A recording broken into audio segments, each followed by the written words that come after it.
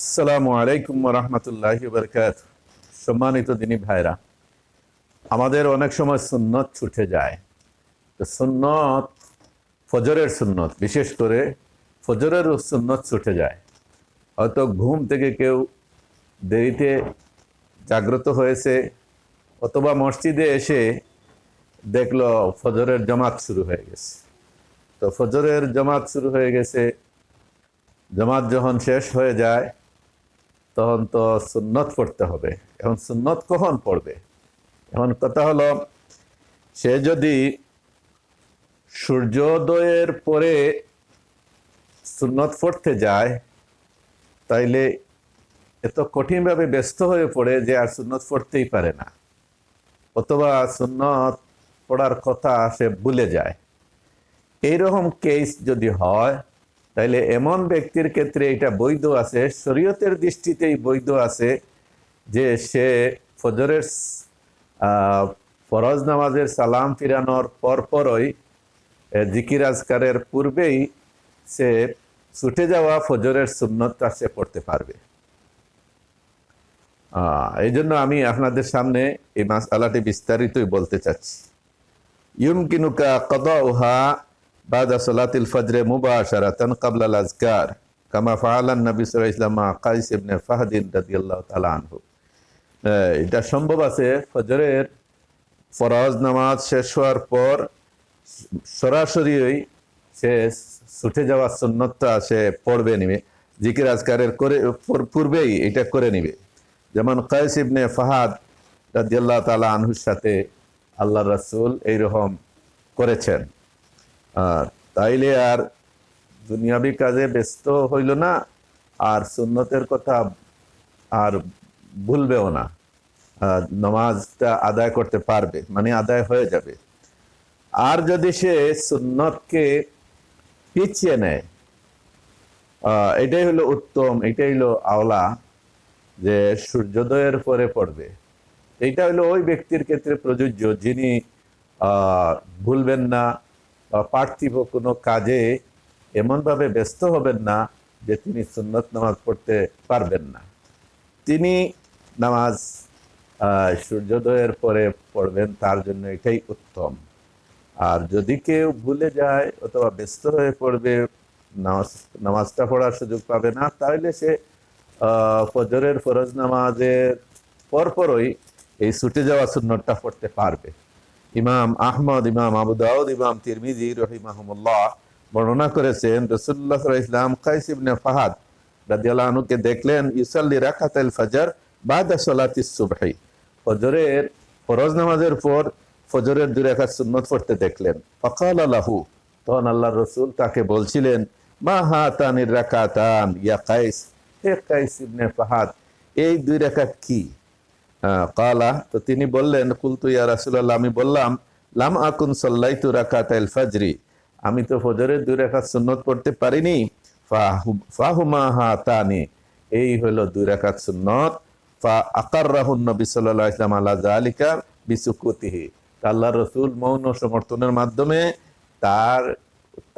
তাকে তার এই উপরে সুন্নতের উপরে তিনি কি করলেন? স্থির রাখলেন, কোনো আপত্তি করলেন না, অভিযোগ করলেন না।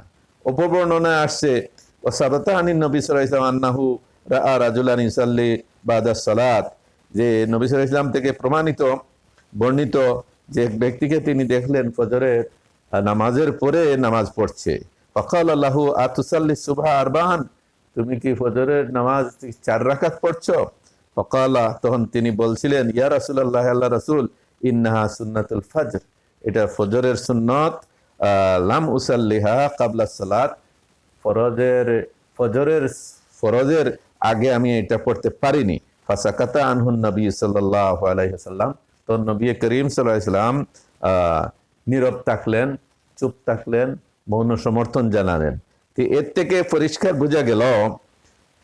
বোঝা গেল যে কারো যদি ফজরের সুন্নত ছুটে যায় তাইলে সে ফজরের ফরজ নামাজের সালাম ফিরানোর পর এই 2 রাকাত ছুটে যাওয়া 2 রাকাত নামাজে পড়তে পারবে। এটা আল্লাহর রাসূল সাল্লাল্লাহু আলাইহি ওয়াসাল্লাম কর্তৃক স্বীকৃত এবং এইটা শরআন বৈধ। এরপরে হলো দ্বিতীয় কথা, আওলা ওয়াল আফদাল, উত্তম এবং আওলা হলো যে এই সুন্নতকে পিছানো সূর্যোদয় পর্যন্ত। সূর্যোদয় হয়ে গেলে সে এই 2 রাকাত পড়বে। রাসূলুল্লাহ ইসলাম বলছেন, মান লাম ইউসাল্লি রাকাতাল ফজর ফালিউসাল্লিহিমা বাদামা তাতলাউ শামসু, রাওয়াহু তিরমিজি ওয়া সাহহাহুল আলবানী। আল্লাহ রাসূল বলছেন, যে ব্যক্তি ফজরের 2 রাকাত সুন্নত পড়তে পারেনি সে যেন সূর্যোদয়ের পরে এই 2 রাকাত পড়ে নেয়। ইমাম তিরমিজি হাদিসটি বর্ণনা করেছেন, এটা বিশুদ্ধ হাদিস। এখন আর একটা কথা আপনাদেরকে বলতে হয়, সেটা হলো কাদাউ সুন্নাতুল ফজর বাদাল ফরিজা মুস্তাসনাতুন মিনান নাহিল আম মিসলু হাদিসে লা সালাতা বাদাল ফজর অথবা লা সালাতা বাদাস সুবহি। আল্লাহর রাসূল সাল্লাল্লাহু আলাইহি ওয়াসাল্লামের সাধারণ ঘোষণা আছে, এটা নিষেধাজ্ঞা যে ফজরের ফরজের বাদে আর কোনো নামাজ নাই। তো বলছেন যে আল্লাহ রাসূলের যে এই যে নিষেধাজ্ঞা, এই ফজরের এই ছুটে যাওয়া সুন্নতটা এই নিষেধাজ্ঞার ভিতরে নয়, এটা এর বাহিরে। ফাইন্না বাদান নাস কাদ ইয়ানসাহা ইযা আখারাহা, কেননা এক শ্রেণী মানুষ এই নামাজের কথা ভুলে যায় সে এখন যদি না পড়ে। এই জন্য আর আল্লাহ রাসূল যেহেতু এটা স্বীকৃতি দিয়েছেন, যেমন কায়েস ইবনে ফাহাদ রাদিয়াল্লাহু আনহুর ঘটনা এবং আরো 2-1টা ঘটনা এই জাতীয় আছে হাদিসের কিতাবে, মুসনাদে ইমাম আহমদে আছে এবং তিরমিজি শরীফেও আছে। আচ্ছা, ফাইজা সাল্লাহা ফিল হাল বাদা সালাত ফালা হারাজ ইনশাআল্লাহ, যদি সে ফজরের সালাত আদায়ের পর পড়ে ফেলে তাহলে কোনো দোষ নেই, কোনো সমস্যা হবে না ইনশাআল্লাহ। আর আরেকটা জরুরি কথা না বললেই নয়, সেটা হলো লাইসাত লি সুন্নাতিল ফাজরি ওয়াক্তান জাদিদান বাল আদ্দাহা ফি নাফসিল ওয়াক্ত ফাতাহু তারতিব ফাকাত। এই যে ফজরের সুন্নতটা ফরজের আগে পড়তে পারলো না, কিন্তু এই সুন্নতটা এই তার নিজের ওয়াক্তের মধ্যেই সে পড়তেছে, হয়তো তরতিব সিরিয়াল ধারাবাহিকতা হয়তো ছুটে গেছে।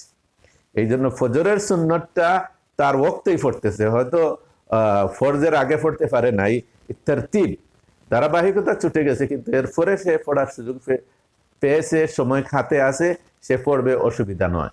কিন্তু অন্য কোনো নামাজ পড়া জায়েজ নাই।